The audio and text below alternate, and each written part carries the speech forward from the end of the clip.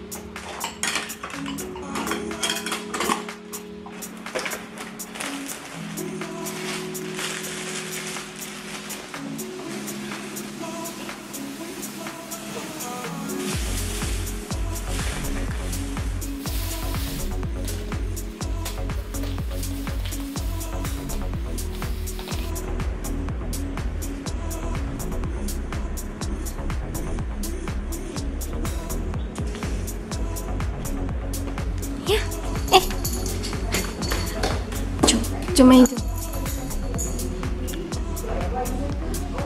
At 6:30, I'm super good, and I haven't done anything so far since the last cut, the last shot. I was playing my phone on my bed, and suddenly it's 6:30. Sepatutnya hari ni plan dia adalah untuk buat paint by number kit tu, but something ruined my mood, so I don't feel like doing it anymore. And then lebih kurang dalam pukul 5 macam tu, I was watching TikTok, and then I saw this steamed egg recipe. We have so many eggs kat dalam peti sejuk tu, so I thought of maybe boleh try lepas ni. But then ada banyak gila makanan by the way dekat bawah. So yeah, I didn't do anything. And then suddenly it's 6:15, and suddenly have this urge untuk okay, tak boleh jadi ni. The initial reason of why I'm doing this daily vlog is because I want to force myself to do something, because I don't want to lay around and waste time. I want to do something productive for myself in a journey of self-love. I don't know, whatever. So like, okay lah, sekarang ni saya dah mandi, bersiap. I'm gonna freshen up a bit. Pakai apa nama dia? Pakai apa? Sunblock. Pakai sunblock. I don't know if this is the real way to wear your toner, but yeah, this is how I wear it. Okay, anyway, and then I'm gonna like jalan-jalan a bit dekat luar, tengok sunset, because semalam punya sunset was so nice, so nice. So mana tahu hari ni akan so nice juga. I wanna catch that. Yeah, tak ada exercise pun, tapi just walk around, ambil udara segar, you know.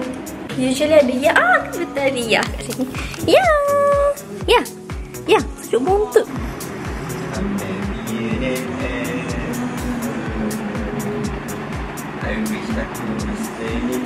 Sendu boys 04. Without any lipstick or lip stain, I look like a mayat. Hi daddy. Yes,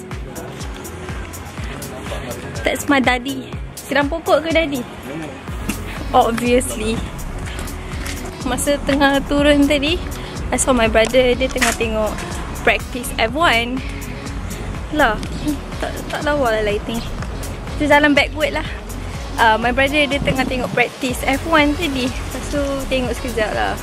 Lepas tu dia tukar sebab favorite driver dia dah masuk pit, so like not driving anymore for the session.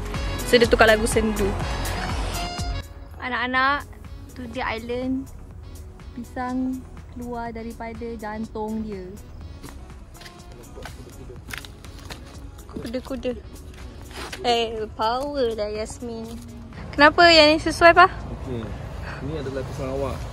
Pisang awak ni buahnya boleh kita makan untuk buat kuih, untuk digoreng. Masa yang sama daunnya juga sesuai untuk kita buat masakan. Nak bakar ikan, nak buat kuih lepat, nak bubur nasi lemak. Kerana daun dia tidak mudah pecah.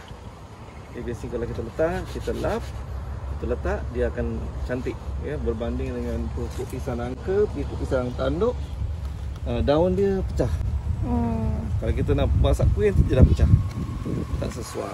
Well, that was quick because my camera, my Nico, habis bateri tengah-tengah jalan dekat dalam kebun tadi, tengah naik atas. So yeah, I couldn't record anything. I don't have my phone with me tadi. Now I'm back home and I'm gonna like upload all the photos and edit it. So yeah, that's all.